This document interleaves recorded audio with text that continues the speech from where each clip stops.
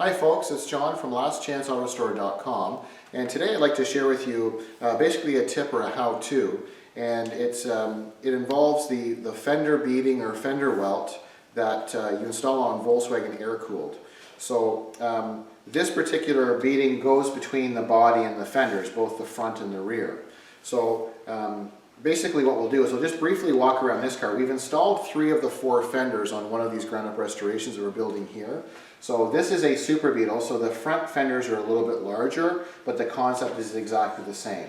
So essentially what you do is this beading obviously protects, and you can see there's basically a thicker part that you see visually, and then the grooves and this flatter surface works or sits between the body and the fender, so it discourages rust and both hunks of metal scrubbing against each other and creating surface rust over time.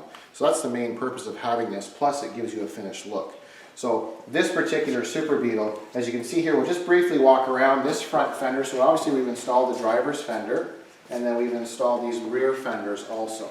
So this is a Saturn Yellow, which is an original Volkswagen color, and it's a single-stage, premium single-stage paint. So it's one of the pan-off restorations that we're building here. So basically we're just going to kind of walk around the car briefly just to show you what the fender beading looks like when it's installed properly between the body and the fender, and then a couple of tips on how to install this beading. So as we come around to this front passenger fender section, once again, so this is the fender beading. There's a couple of different ways to buy it. You can buy it in roughly a 25-foot roll, and you basically just lay it out and then cut it as you need it, and you always end up having a little bit extra.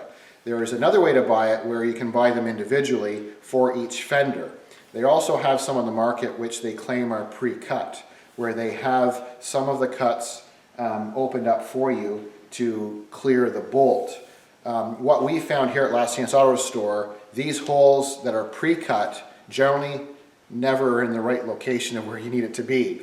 So we prefer to buy the larger rolls and do it ourselves. So essentially what you do, as you can see here on this particular Beetle, is what we've done is I just started basically dry fitting it on. So what I did is I generally will just have a marker in my hand, and essentially we've got the wheel well opening here, and we know that the welt needs to go past where the running board's going to be. So essentially you just hold it up, and you can see where the speed nut is built in, and then we just go around and we do rough cuts first. So we mark it with the marker, we cut it with a pair of scissors, and you can see where we have it lined up where it's generally going to be, its general location. So then what we'll do is we have these, the bolts and washers all ready. We'll get that fender, we'll hold the fender up, we'll set just finger tight, we'll start setting the bolts up. And then what we'll do is we'll slide this in, and we'll work it, and then use our marker to mark where the next notch is going to be made. And then as we go around, we'll create the shape of this particular fender welt. And then a handy tip, once you have the fender welt on here, and you have the fender resting up against it, before you tighten the bolts up, what we like to do to keep this in the area that we want it, because if you start looking at some of the Volkswagen Beetles that people build, you'll see this fender welt will be low in one spot, high in the other, and really wavy. So what we like to do is use a little bit of masking tape as a guide. So the fender, once it's loosely on with the bolts, this fender welt will kind of float, or it wants to wiggle around.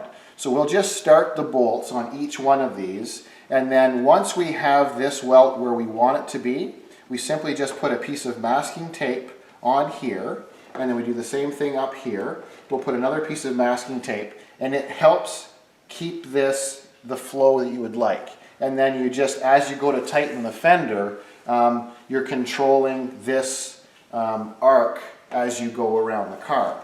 So it's something that's handy. It's really important that you do it properly, and it also, the main thing is it protects the body and the fender, the back of both, so it doesn't scrub and wear the paint. So that's my tip of the day. I'm John from lastchanceautostore.com.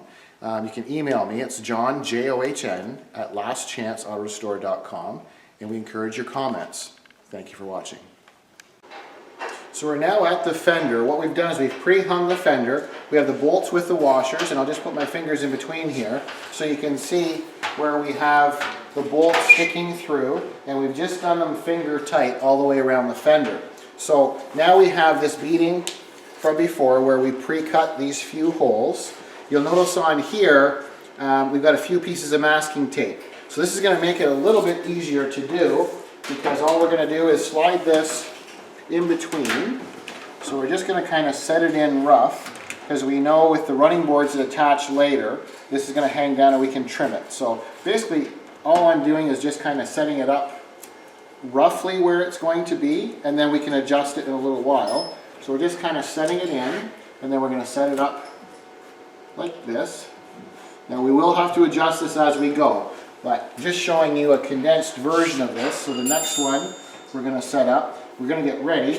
So here you can see this next stud, because we've pre-cut these, when I go to set it on here, that's where the bolt's going to be next, so we don't lose our line. I'm basically just going to take a Sharpie marker, I'm going to hold this up, mark it here, and then very simply all I do is just grab these cutters that I have. So we have our line marked, and then basically we're just going to trim, give us a little bit of play on either side, and then we're going to set it in to the spot that we need it to be.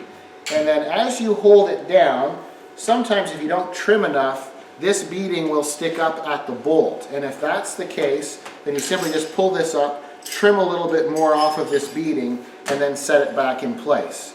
So we've kind of got it rough where we want it to be. So we just set up a piece of masking tape, and then we continue on. So we'll mark the next spot, cut it again, we'll go all the way around the fender.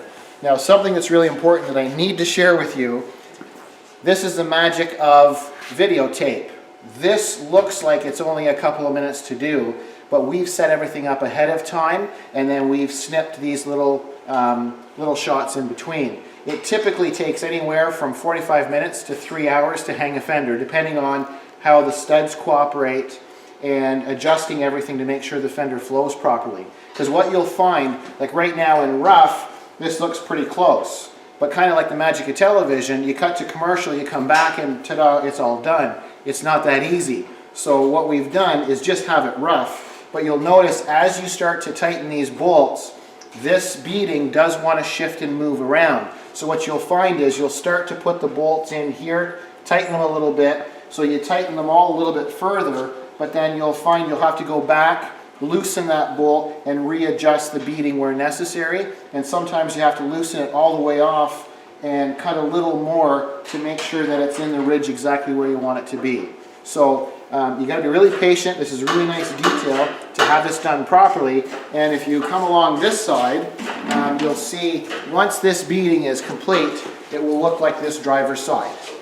Okay, so basically it's a nice detail. It protects both sides between the body and the fender, but it also gives it a nice clean look. So that's my tip of the day. I'm John from lastchanceautostore.com.